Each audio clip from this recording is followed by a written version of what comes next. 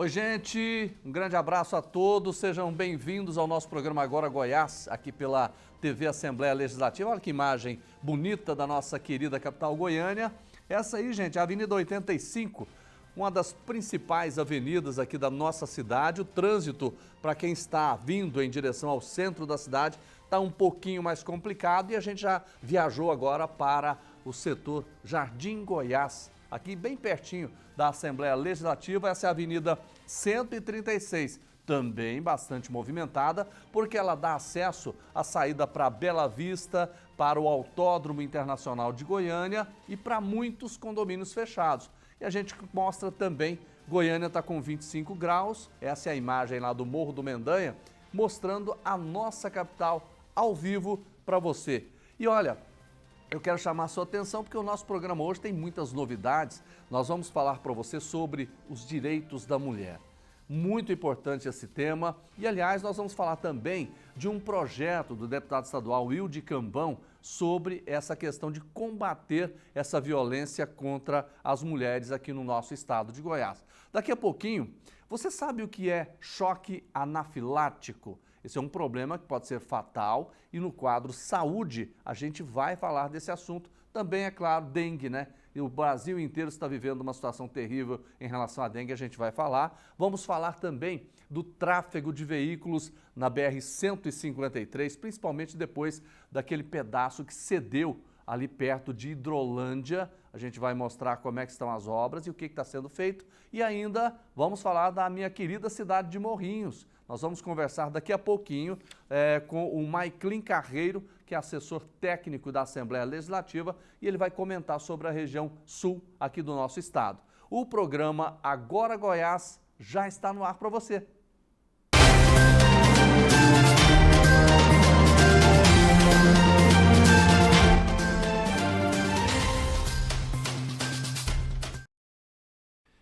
Uma parceria entre a Secretaria Municipal de Saúde e as unidades públicas de ensino está levando a vacina contra a dengue para as escolas e também imunizando crianças de 10 e 11 anos de idade. A reportagem de Sabrina Monteiro com imagens do Solimar Fernandes.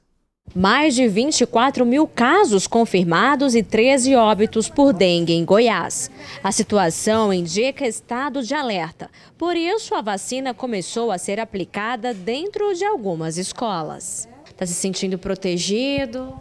Sim, muito. Ficou com medo na hora de tomar essa vacina? Mais ou menos. E você, Pedro, chegou aqui para tomar essa vacina? Ficou nervoso antes de tomar essa vacina? Muito.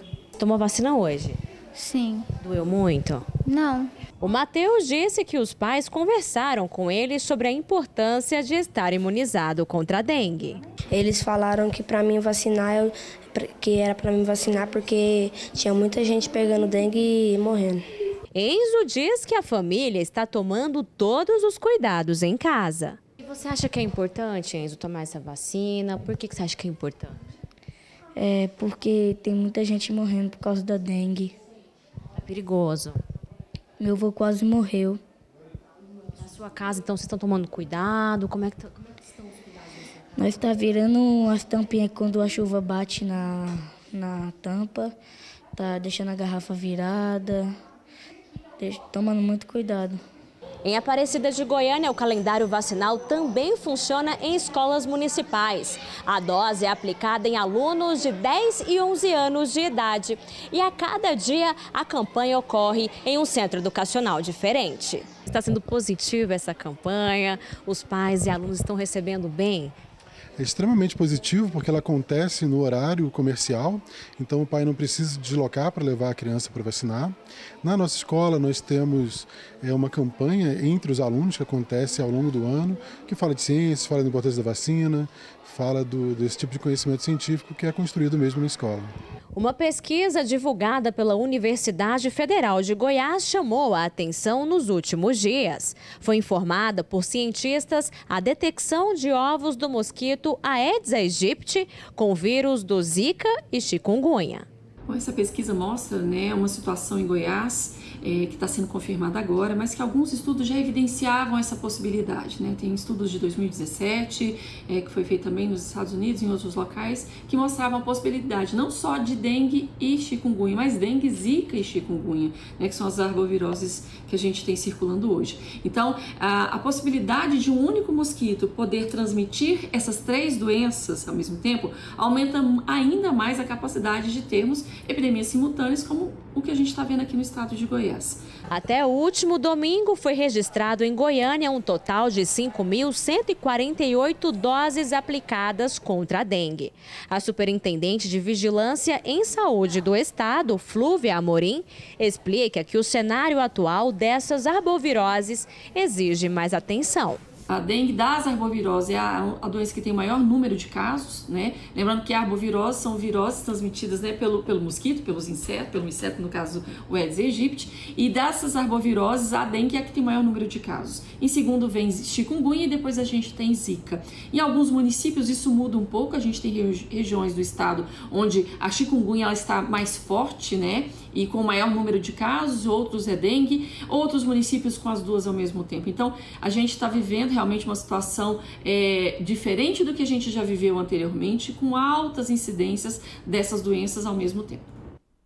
Gente, a situação ela é muito preocupante e você deve tomar todos os cuidados. Afinal de contas, a dengue mata. Nós já perdemos 13 vidas só neste ano, gente. E tem mais de 60 pessoas que morreram e as suspeitas são da dengue. Já pensou? Uma situação tão complicada como essa? E você pode ajudar de que forma? De maneira muito simples. Separe 10 minutos por semana, olhe o seu quintal, dê uma olhada na sua casa, elimine os criadores do mosquito da dengue e você vai estar contribuindo para salvar vidas. Porque a vacina chegou, mas hoje ela é direcionada apenas para crianças de 10 e 11 anos de idade. Ou seja, é importante, sim, mas não é o suficiente. O suficiente somos nós fazermos a nossa parte, cuidar do nosso quintal, porque aí a gente vai conseguir vencer essa guerra terrível contra a dengue. Bom, no nosso quadro É Lei, a gente vai falar de um problema também de saúde. Você sabe o que é choque anafilático? Se não sabe, preste atenção, porque a Patrícia Lee vai trazer os detalhes para a gente agora. Olá, gente! Bora falar sobre saúde? Agora é lei devidamente sancionada. De autoria do deputado George de Moraes, do PDT, a Semana Estadual de Conscientização e Prevenção do Choque Anafilático vai acontecer anualmente, na semana que inclui o 8 de julho, Dia Mundial da Alergia. De acordo com um parlamentar que é médico, a proposta tem o objetivo de conscientizar e informar a sociedade sobre os sintomas do choque anafilático e a urgência de se buscar tratamento imediato. Mas o que vem a ser choque anafilático? Em linhas gerais, é uma reação alérgica grave que surge poucos segundos ou minutos após a pessoa ter tido contato com uma substância a que se tem alergia, como camarão, veneno de abelha, alguns medicamentos ou até mesmo drogas. Devido à gravidade dos sintomas e ao risco de obstruir a respiração, é importante que a vítima seja levada imediatamente ao hospital, para que o tratamento seja iniciado o mais rápido possível, a fim de se evitarem complicações que podem levar à morte. O ELEI vai ficando por aqui. Até a próxima edição.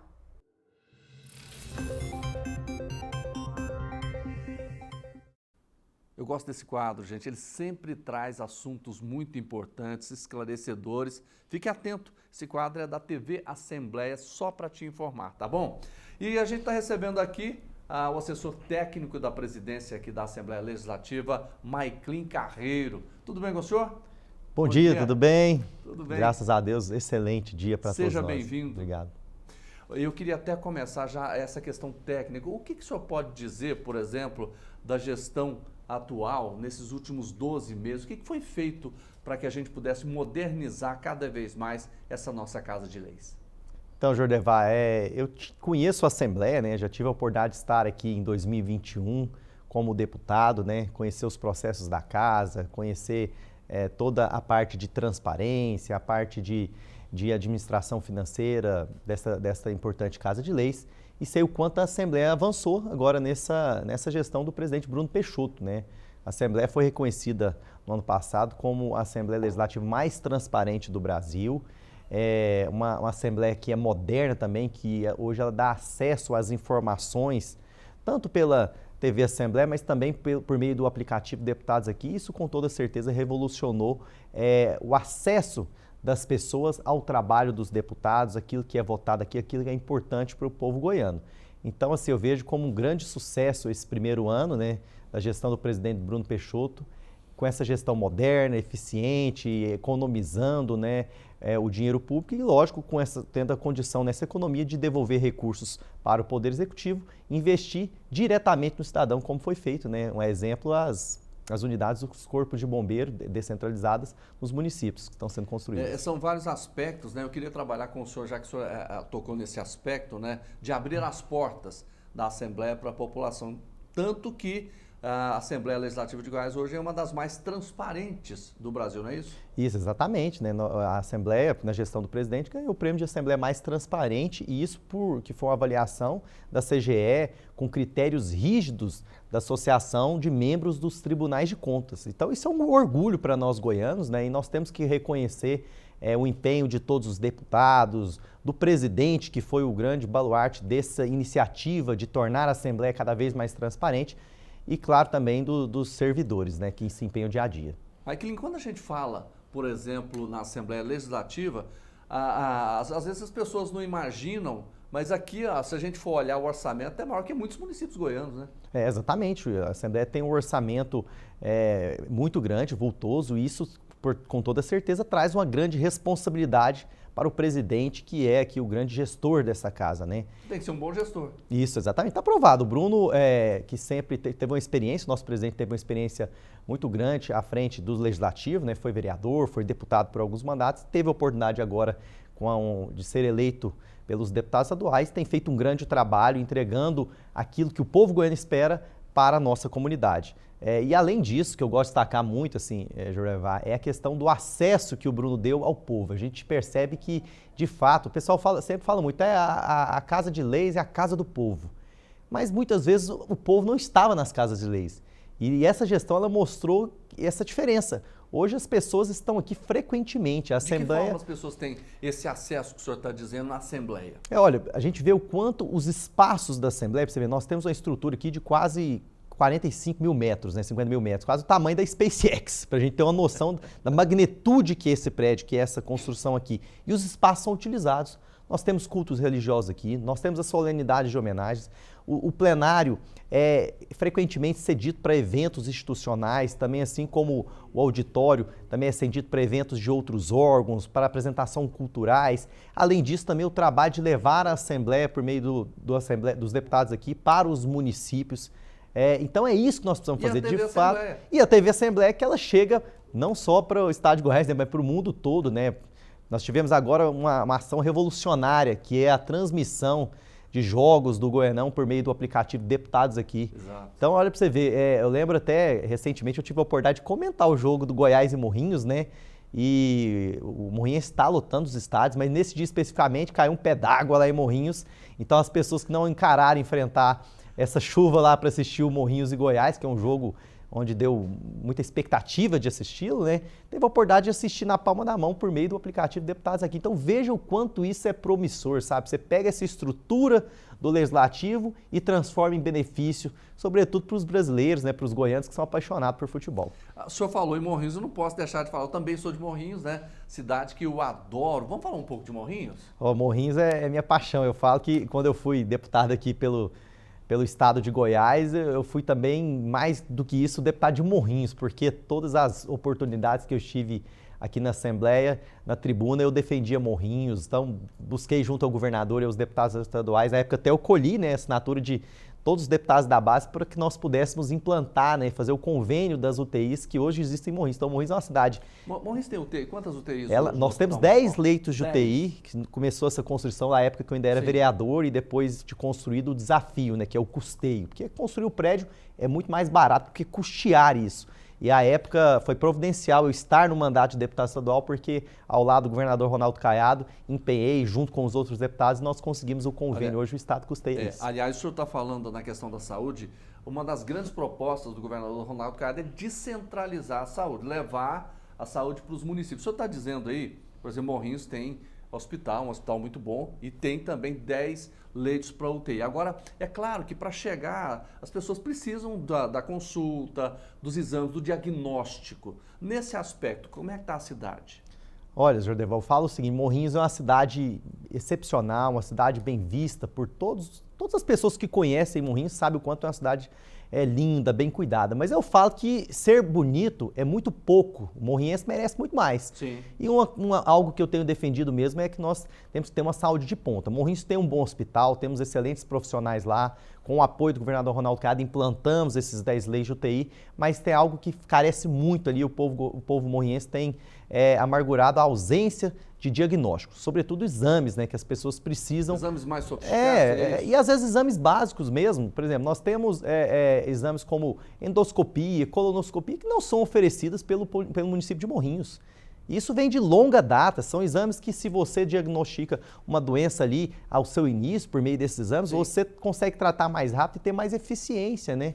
Como uma prevenção, inclusive, para uma doença que é muito sofrida, que todo mundo sabe o quanto é difícil isso para uma família, que é o câncer, né? Então, se você tem acesso a exames, você consegue diagnosticar a doença mais rápido e ter um tratamento mais eficiente. E, infelizmente, isso é algo que precisamos avançar muito em Morrinhos. A saúde pública de Morrinhos é referência. É possível fazer isso? Porque a gente sempre defende, né, Maiclin, que a saúde ela seja uma saúde para todos, né? E ela seja, como diz, ampla, né, e restrita para todo mundo. É possível chegar a esse ponto? É possível, Jordebar. Primeiro que precisa é que o gestor, né, o prefeito, assuma a responsabilidade que a saúde é uma responsabilidade do município. Sim. Porque fica muito daquele negócio, não, esse exame tem aqui, eu vou pôr na regulação do Estado.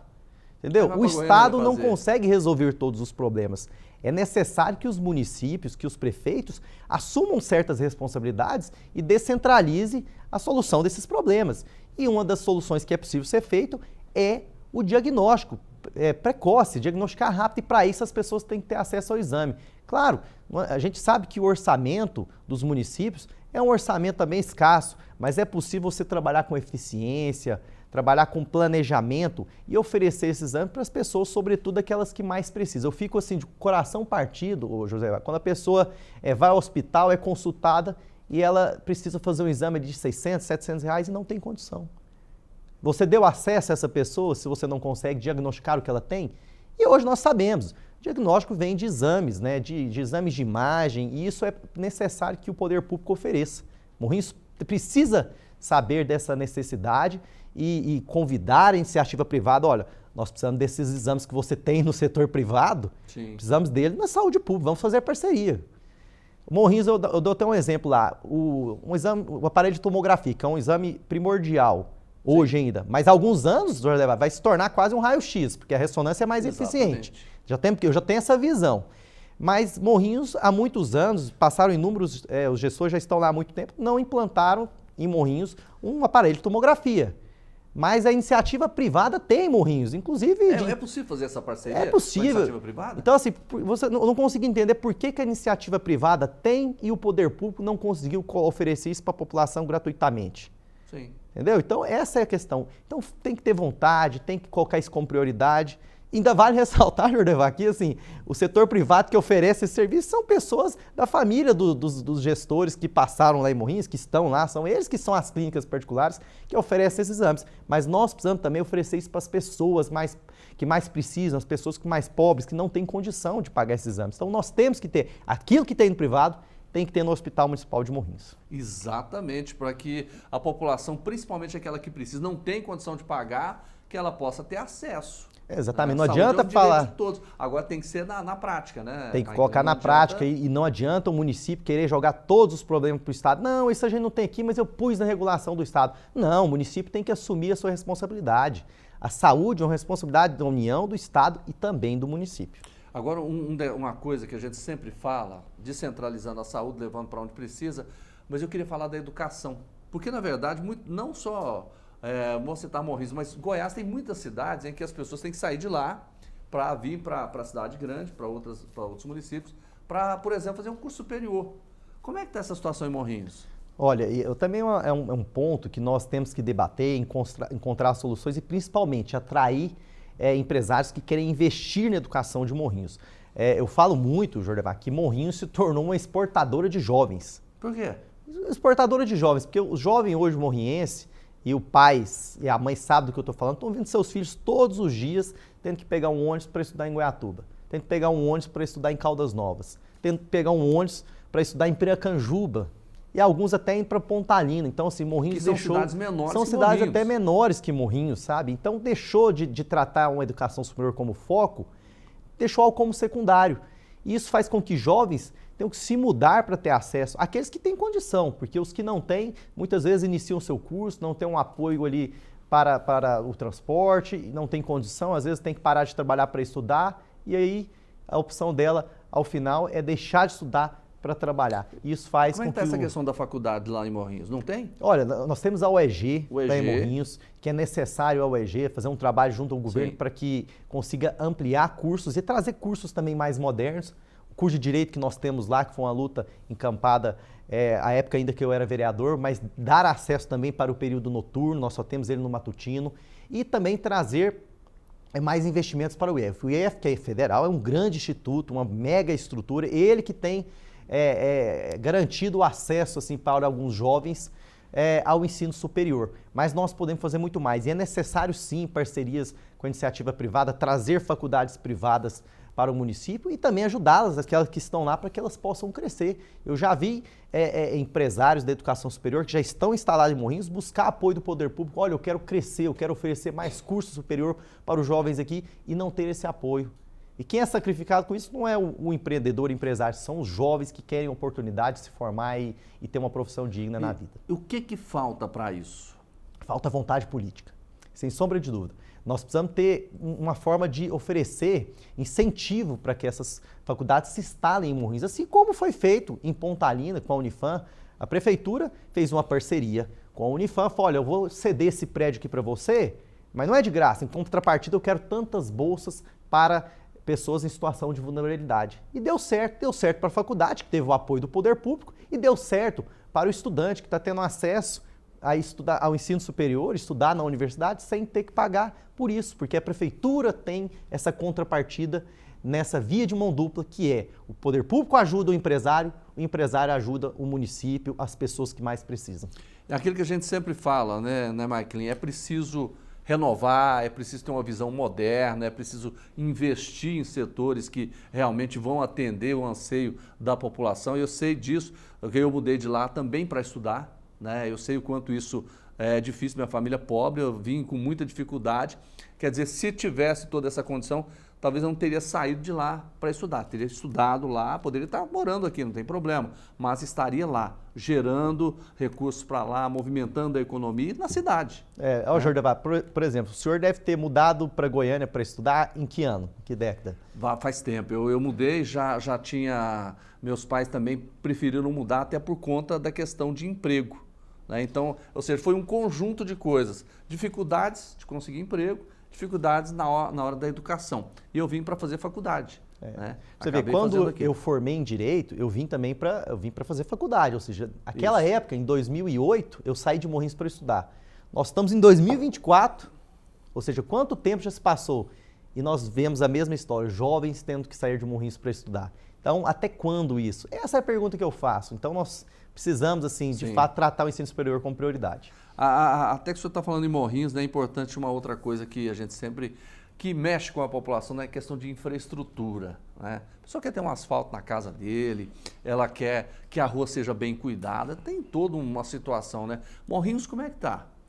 Olha, Morrinhos é uma cidade bonita, mas nós estamos enfrentando um problema grave. Chega na época da chuva, o asfalto se destrói. E aí o pessoal sempre vem com aquela desculpa, é porque choveu, acabou o asfalto. Asfalto que acaba com a chuva é asfalto ruim e asfalto velho. E Morrinhos é uma cidade centenária, onde muitos bairros lá foram pavimentados há mais de décadas e décadas. E muitos bairros só recebem aquele tratamento paliativo, né? Aquela laminha asfáltica, aquele tapa-buraco, que não resolve o problema. Tem que modificar, requalificar. Aqui é exemplo de Goiatuba, que passou por uma situação muito difícil à época na sua infraestrutura. Morrinhos precisa seguir o mesmo modelo. buscar recursos no Ministério das Cidades, buscar parceiros e priorizar esses bairros que têm um asfalto mais antigo e fazer o recapeamento e algumas vias, inclusive, a reconstrução. Eu fico impressionado como que no passado, né, que as coisas eram bem mais difíceis, nós conseguimos fazer, inclusive, rodovias municipais, como ali a estrada que vai para Piracanjuba, saindo ali pelo Morro da Catraca, né, a rodovia que vai, a Avenida dos Trabalhadores, que vai ao Distrito Agroindustrial, nós construímos e hoje nós não conseguimos manter, nós não conseguimos reformar, não conseguimos recuperar. Aliás, então, assim, aquela que vai para o Distrito Industrial lá tá cheia de buraco. Tá cheia de buraco, Passei lá esse assim tempo, como... tava acabadinha, viu? Então assim, por quê? É o tapa-buraco, tapa-buraco, tapa-buraco, chega um ponto que não é suficiente. Então, nós precisamos encarar esse problema de verdade, de frente, ir a Brasília, buscar recursos, fazer o financiamento, se necessário for, pelas linhas de créditos que existem pela Caixa, para que seja feito um amplo programa em Morrinhos de recuperação asfáltica. Mas não é que aquela laminha, não é o tapa-buraco, é realmente fazer o estudo técnico de engenharia para saber onde precisa reconstruir, onde precisa recapear e fazer Morrinhos de fato uma cidade bonita. Esse negócio de toda vez que chove, aquele transtorno de buraqueira é muito difícil. E isso não é de agora, isso já vem de mais de uma década aí de problemas com pavimentação em Morrinhos. Quando o serviço é bem feito, ele dura, né? Ele dura e às vezes é uma impressão de que o tapa-buraco é mais barato. É mais barato no momento, mas não resolve o problema. E tem como buscar recursos para isso? Sim, existem recursos específicos no Ministério da Cidade e, claro, né, os gestores, as lideranças políticas precisam buscar o apoio de deputados, de senadores, para trazer esses recursos para os municípios. E também existem as linhas de financiamento da Caixa que podem, você dilui esse pagamento em muitos anos, isso se torna um valor pequeno para o município. É bom conhecer os caminhos da Assembleia para isso também, né? Exatamente, assim, eu tive a experiência de ser vereador, né, por Morrinhos, 4 anos, a experiência de ser deputado estadual aqui nessa casa, posteriormente estive na assessoria do governador Ronaldo Caiado, que eu ressalto, né, ele é um exemplo de capacidade de gestão, né, veja a situação que o governador recebeu o Estado e a situação que o Estado está hoje, né, o Estado hoje tem reservas financeiras no seu tesouro, né, quase 17 bilhões no orçamento, está pagando os juros da dívida, faz investimento, transformou a educação, transformou a saúde, segurança pública é a melhor no Brasil. Então ele mostrou que quando se tem vontade, se tem honestidade e capacidade de gestão, você consegue sim solucionar os problemas e trazer soluções para o povo. Tá certo. Olha, o nosso programa ele é dedicado também, né, a discutir os municípios, né, saber a vida de onde realmente o Estado cresce. É lá no município que a gente vê que as coisas acontecem. E o Maiclin Carreiro, que é assessor técnico aqui da Assembleia Legislativa, conhece bem a nossa querida Morrinhos e aquela região sul ali do nosso estado. Maiclin, obrigado pela sua colaboração com a gente aqui. Eu agradeço muito, aceito o convite para retornar aqui e falar sobre a Assembleia, né? Sobretudo essa gestão inovadora, moderna que o nosso presidente Bruno implantou, claro, em parceria com os deputados e servidores, e que está fazendo com que essa casa chegue cada vez mais próximo, na verdade, dentro da casa do povo goiano. Você veio para falar exatamente sobre a Assembleia, você tocou em Morrinhos e falou, não posso deixar passar batido, né? Até porque a minha cidade, adoro, defendo, né? Principalmente que ela seja uma cidade maravilhosa, bonita e que dê condições, né, de vida para a população, qualidade de vida para os nossos conterrâneos. Um abraço para você. Obrigado. Olha, vamos continuando aqui, nós vamos falar agora sobre os direitos da mulher. Nós temos uma entrevista com a advogada Beatriz Maia. Ela faz parte de um projeto conhecido como Projeto Lar, em defesa dos direitos da mulher. Vamos acompanhar. Gente, nós vamos falar agora de um problema que atinge o Brasil inteiro, a violência contra a mulher, que ainda insiste, né? O feminicídio está alto, nós temos aí cenas de muita covardia, de pessoas que não aceitam o término de relacionamento, fim de casamento e acabam partindo para a violência. Começa com a ameaça e pode terminar na pior forma, que é o feminicídio. Então, a gente sempre abre espaço para a gente debater todas as ações importantes em defesa da mulher. A gente abre espaço para falar aqui no Agora Goiás. E a gente vai falar agora de um projeto muito interessante, é o Projeto Lar. Quem está aqui com a gente é a presidente e idealizadora desse projeto, a advogada Beatriz Maia. Beatriz, está tudo bem? Tudo bem, e com você? Também. E olha, a gente traz você num dia muito importante, que é a véspera do Carnaval, e você estava me dizendo agora, feriados prolongados, Carnaval, a violência aumenta? Aumenta porque as pessoas ficam dentro de casa, né? Certo. Então, o mesmo cenário que a gente teve na pandemia, com o crescimento dos casos de violência doméstica, acontece quando a gente tem um feriado prolongado. Essas mulheres, né, essas famílias que às vezes estão desajustadas, elas se reúnem, ficam em casa e aí pode surgir aí um número alto de casos de violência doméstica. E aí vocês podem ajudar. Conta para mim quando surgiu e o que motivou a criação desse projeto. Então, o Projeto Lar, Lugar de Afeto e Respeito, é uma associação de defesa de direitos sociais que ajuda mulheres em situações de vulnerabilidade, seja violência doméstica, abuso. A gente surgiu em janeiro de 2021, então a gente é um projeto formado na pandemia. E a gente está atuando há 3 anos, né, de forma sólida, ajudando essas mulheres de forma jurídica e psicológica, totalmente gratuita. O nosso foco são mulheres em situação de vulnerabilidade e mulheres de baixa renda. Então, a gente faz esse trabalho de prestar assessoria jurídica e também apoio psicológico gratuito. Aliás, essas duas partes são fundamentais, né? A parte psicológica, a questão jurídica. Qual é o tipo de mulher que procura vocês? São mulheres de baixa renda, mulheres que às vezes ainda estão em situação de violência, né, que precisam de força para poder sair daquela situação, porque não é tão simples a gente ir numa delegacia e pedir uma medida protetiva. Então, são mulheres que ainda estão nessa situação e nos procuram principalmente pelo apoio psicológico que a gente oferece de forma gratuita. De que forma vocês fazem isso? Totalmente virtual, né? Como o nosso projeto ele é totalmente voluntário, todas nós somos 17 voluntárias e 5 coordenadoras, o nosso projeto ele conta só com a rede social, né, as plataformas virtuais. Então, a gente acontece de forma totalmente virtual. A gente tem as nossas terapias em grupo, né, a terapia é oferecida pelas nossas psicólogas toda terça-feira. Das que 19, são essas imagens que nós estamos vendo, imagens, né? Exatamente, das 19 às 21 horas. E a gente tem também o apoio jurídico. E tudo isso a pessoa consegue nos encontrar no @largoiania no Instagram. Então, vamos lá, Instagram. @largoiania. Tem site? A gente também tem site, largoiania.com.br.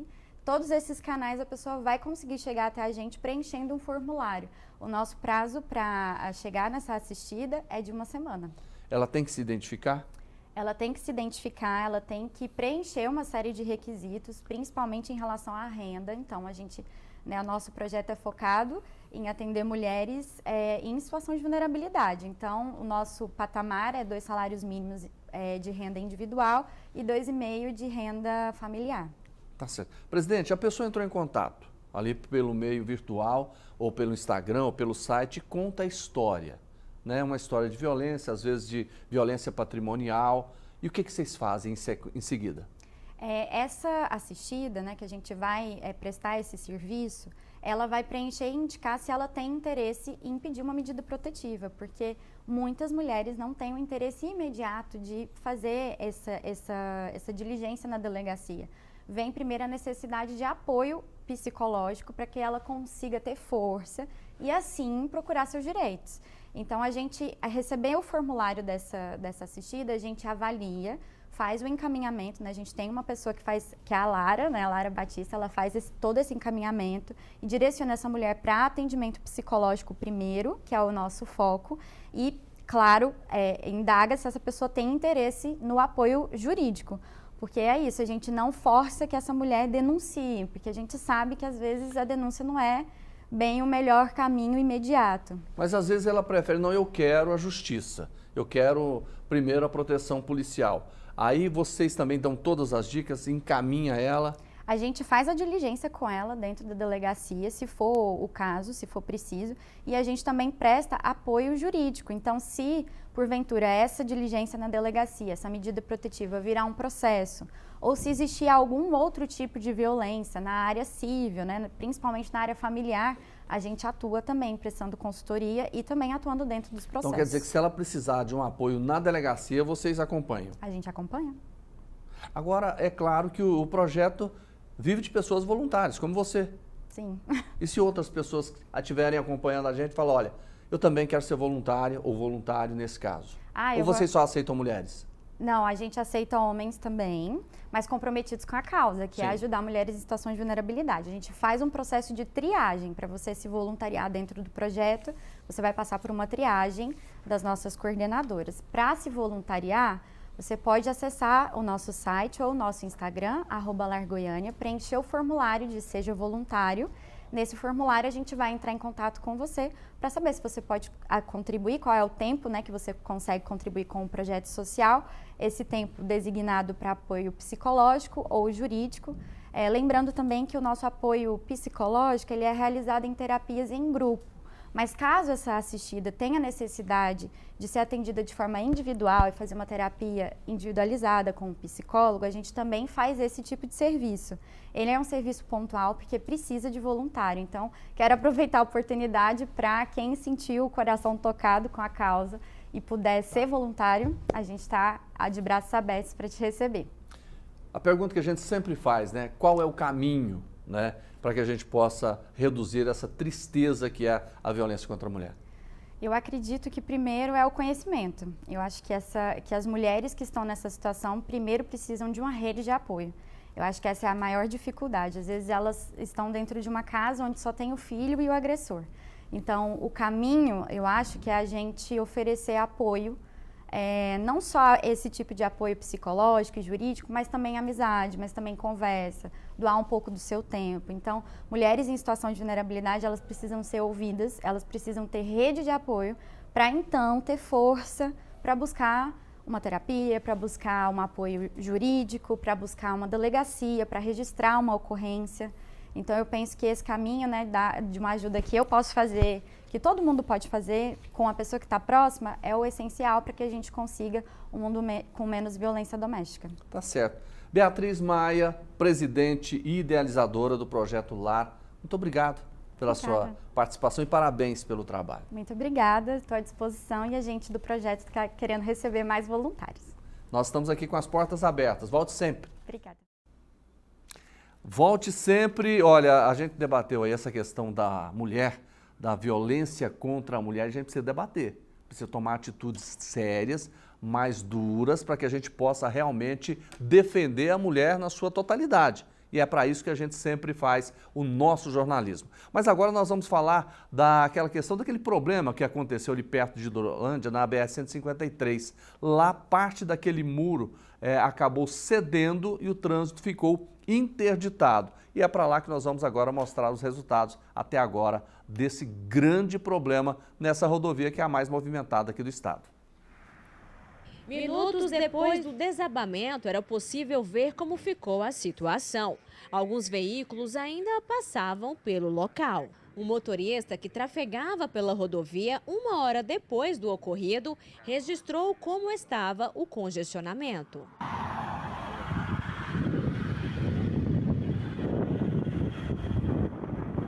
Após o desabamento do muro de contenção do viaduto de Hidrolândia na BR-153, a faixa da direita e o acostamento precisaram ser interditados no sentido sul da rodovia. A gente ouviu o barulho e aí a gente veio ver e percebeu o esbarrancamento ali. A BR-153 está deixando muito a desejar, né? Principalmente buracos na BR, que eu tenho reparado muito. E um acidente desse aí, né? Tá certo. Isso aí foi a natureza, porém, houve uma ação humana em cima disso, né? Em nota, a concessionária Triunfo Concebra informou que as ações para a reconstrução e reforço da estrutura danificada já estão em planejamento para que a execução comece em breve. A empresa reiterou o compromisso com a segurança e a fluidez do tráfego na rodovia. Gente, nós vamos falar agora sobre mais uma edição do programa Alego Ativa, que percorre as cidades do interior do estado, levando serviços gratuitos à população. Quem acompanhou foi a repórter Edrisa Borges. Vamos ver. Realizado no Salão Gersina Borges, no Palácio das Esmeraldas, nesta segunda-feira, a ação do governo de Goiás valoriza os municípios goianos. Ao todo, 113 foram contemplados, principalmente aqueles que estão com a documentação regularizada e que conseguiram investir o orçamento do ano passado. Dinheiro importante, que consolida, hein? Gente, nós tivemos um pequeno erro na questão da colocação da matéria, sim. Essa aí nós vamos ver daqui a pouco, trata-se de outro assunto, mas a gente vai ver agora, sim, a edição do programa Alego Ativa, que é exatamente levar para o interior vários serviços que são de graça promovidos pela Assembleia Legislativa. A reportagem é da Edrisa Borges, com imagens do Robson Dias. Porangatu, município do extremo norte goiano, a 413 quilômetros da capital do estado. A cidade, com cerca de 45 mil habitantes, sediou mais uma edição do programa Deputados Aqui. A ação tem por objetivo ofertar à comunidade uma gama de serviços públicos realizados gratuitamente. Entre eles, na área da saúde, com consultas odontológicas, oftalmológicas, além de orientação jurídica e emissão de documentos. Seu Josino cortou até os cabelos para ficar mais elegante na hora de fazer a foto para o novo documento. Vou tirar a identidade. Com fé em Deus eu chego lá. Durante todas as edições do projeto Deputados Aqui, são oferecidos vários cursos profissionalizantes. Esse aqui é um curso de tranças que a Érica traz para mulheres em situação também de vulnerabilidade, não é isso mesmo, Érica? Isso mesmo. Nós decidimos trazer o curso de trança para os deputados aqui, porque é um curso que a gente consegue fazer ele rápido, passar uma técnica que a partir disso elas desenvolvem outras e a renda. Elas conseguem já marcar uma cliente para o outro dia do curso e com isso mulheres em vulnerabilidade, adolescentes, mães solos conseguem trabalhar e o material também elas conseguem adquirir com custo baixo. Então isso não impede que elas consigam trabalhar. Essa é a intenção do curso de trança no Deputados Aqui. A Tatiane e a sobrinha Suelen aproveitaram a oportunidade e fizeram o curso de tranças. Para mim é muito importante eu ter uma nova técnica no meu salão.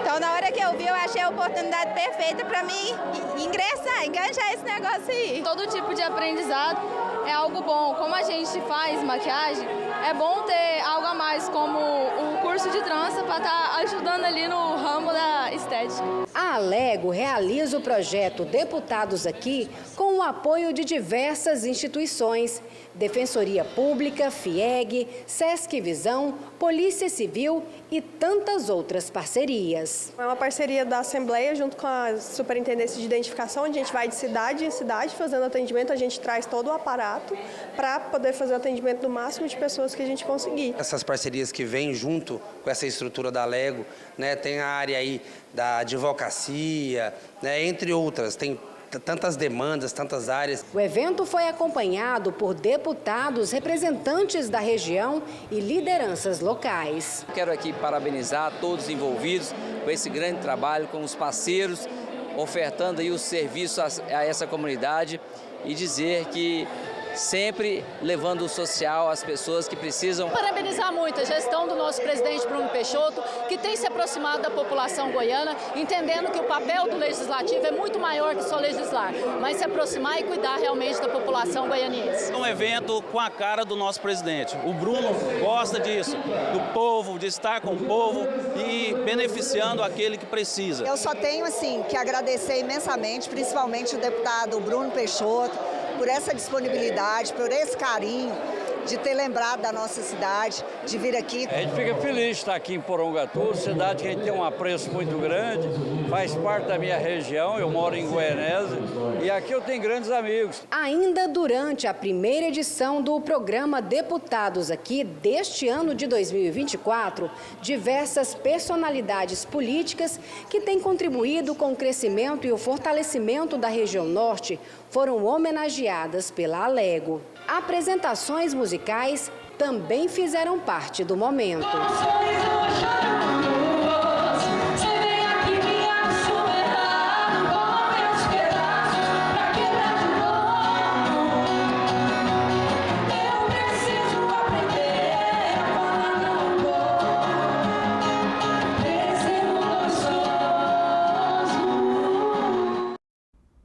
Tá aí um grande abraço para a cidade de Porangatu e toda a região. Abraço para vocês. Gente, o governo de Goiás anunciou um grande repasse do cofinanciamento estadual para 113 municípios. O evento contou com a presença de vários prefeitos e primeiras-damas do estado. A reportagem é do Pedro Henrique Rabelo. Vamos ver. Realizado no Salão Gersina Borges, no Palácio das Esmeraldas, nesta segunda-feira, a ação do governo de Goiás valoriza os municípios goianos. Ao todo, 113 foram contemplados, principalmente aqueles que estão com a documentação regularizada e que conseguiram investir o orçamento do ano passado. Dia importante, que consolida em Goiás o Sistema Único de Assistência Social na função tripartite. Pela primeira vez no estado de Goiás, o governador Ronaldo Caiado, desde o começo do mandato, faz o depósito do cofinanciamento para todos os municípios. Isso facilita a vida da gestão municipal, da assistência social. Para os municípios, o dinheiro chega em uma ótima hora para intensificar os investimentos na área social. Esses benefícios, programas, investimento que o governo do estado tem feito em nossos municípios e no meu município são de suma importância àquelas famílias que mais são fragilizadas diante do contexto de vida de um povo. O ano passado foi muito importante, nós custeamos lá com enxovais para gestante, com cesta básica, com fralda, enfim, inclusive com alimentação, a parte do custeio da ação social. Nós temos observado uma redução da pobreza no estado. Ou seja, as famílias que hoje estão no Cade Único, na extrema pobreza, na pobreza, elas estão tendo uma elevação da sua renda. Então, elas estão migrando das faixas da extrema pobreza para a pobreza para baixa renda. Então, isso é muito significativo. Isso se dá principalmente porque a área social ela está totalmente integrada à área econômica do estado. O valor total repassado pelo governo de Goiás aos municípios atinge a marca de 15 milhões de reais. Cada cidade vai investir conforme a sua necessidade. Mas o governador, nesse momento de combate à dengue, trouxe uma reflexão interessante. Se o município precisar, esse dinheiro pode sim ser investido no combate contra o mosquito Aedes aegypti. A assistente social, o que ela faz com esse dinheiro? Facilitar o deslocamento dos agentes comunitários de saúde e os agentes de endemias. Então elas têm um caixa. Olha, eu preciso me deslocar mais, eu preciso de gastar mais. Tá certo? Em quê? Em visitas, para que possa perceber quando a pessoa está na fase inicial da doença. Então isso tudo ajuda, porque a agente comunitário de saúde precisa de ter o apoio da assistência social do município. Nós temos trabalhado todos os dias a pedido do governador para atender as pessoas que mais precisam, para romper o ciclo da pobreza. Aquela pessoa que nasce pobre, necessariamente, ela não precisa viver assim a vida inteira. E nós, como governo, temos que oferecer oportunidade e ferramentas para que elas possam sair dessa condição. A Assembleia Legislativa participou do evento representada por 5 deputados.